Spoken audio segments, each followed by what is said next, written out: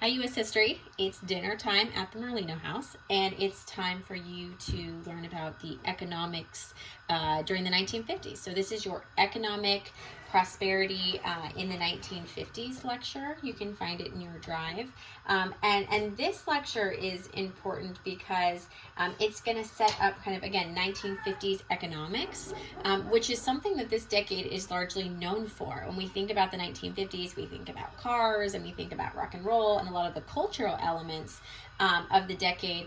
But what kind of underscores all that and makes all that culture possible is the economics of this age. And if you remember World War II, when we talked about World War II, specifically when we talked about the home front in World War II, we talked about how the war actually recovers the economy. So you have the Great Depression, and then you go into the New Deal, FDR's New Deal programs, which help, but then it's World War II, which recovers the economy after the Great Depression. And so we have women during the war specifically who are working all these new jobs and really work to recover the economy. And so after World War II, the economy, again, is still recovered. It recovered during the war. And so now that we're recovered, we can kind of build on that progress, and we actually see economic growth in the 1950s. So not only are we fully recovered from the Great Depression, but during the 50s, the economy is growing and Americans are becoming wealthier and just the country more prosperous overall.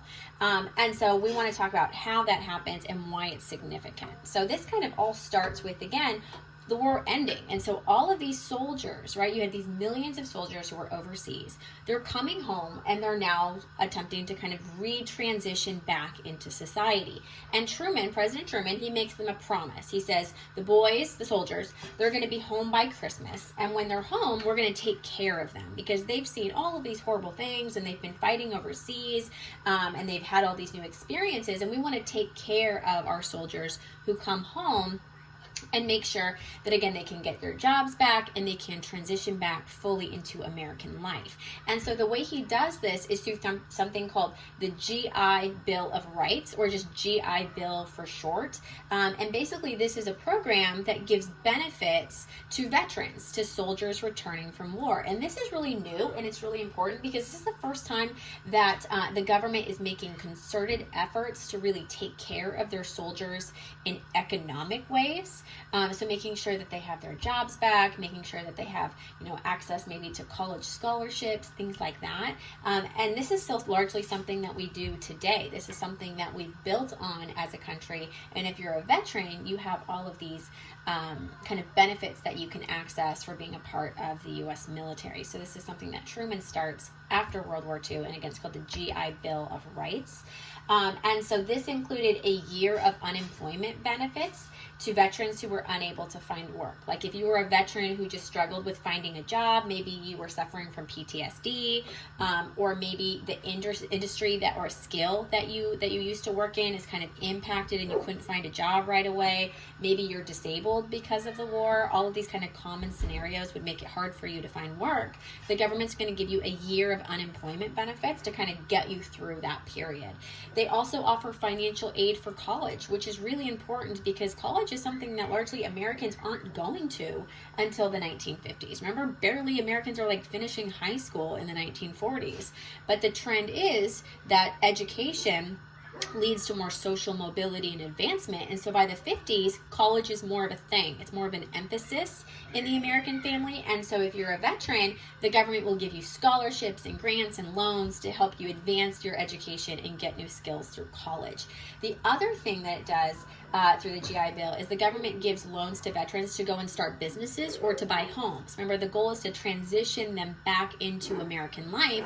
They know they need a job. Maybe they can't find a job that's already available in a factory, but maybe they can give them money and they can start a new business, or they can use that to start a home. Now, this has a lot of important ramifications because now you have all of these veterans, these millions of men who have this government money ready to go and buy a home. What do you need? Well, you need homes available in order for these veterans to buy. So this leads to a boom in home construction. In fact, most of the homes in the Bay Area, especially like in Concord and Pleasant Hill and Clayton, for instance, they were built during the 1950s because of all of these veterans who are coming home. So you have this explosion of the suburbs in the 50s as all of these veterans have their GI money ready to pay for a home all of these new construction jobs come up throughout the United States in order to build homes for them. You also have an increase in college enrollment because of the money that they're getting for scholarships and grants. So not only do you have a surge in construction, but you have a surge in college enrollment during the 50s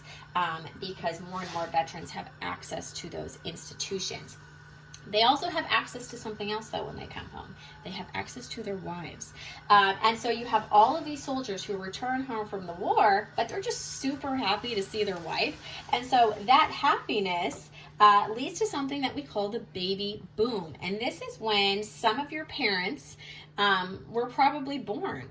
My parents, for instance, were part of the baby boom generation. We call them, we don't, but a lot of people call them boomers now. That's that generation, even though boomers has kind of become a derogatory or offensive term.